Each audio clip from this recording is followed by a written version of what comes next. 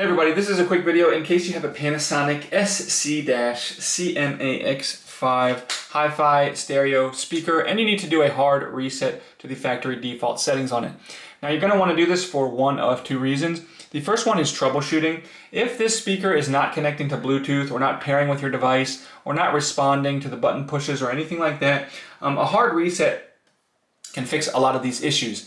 Now, the second reason you might want to do this is if you're just trying to get this unit set up as a brand new device, we can go ahead and do that as well and wipe everything off of it. All we need to do is, first of all, we're going to turn it off and just unplug it from the power supply and just leave it unplugged for at least 3 minutes.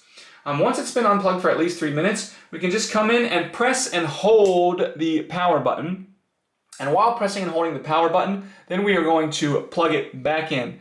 And just keep, once you plug it back in, just keep holding that power button until on the display, it comes across the display with just a bunch of dashes. Once a bunch of dashes come on the display, you can let go of the power button and the stereo has been reset and you can go ahead and set it up as a new device.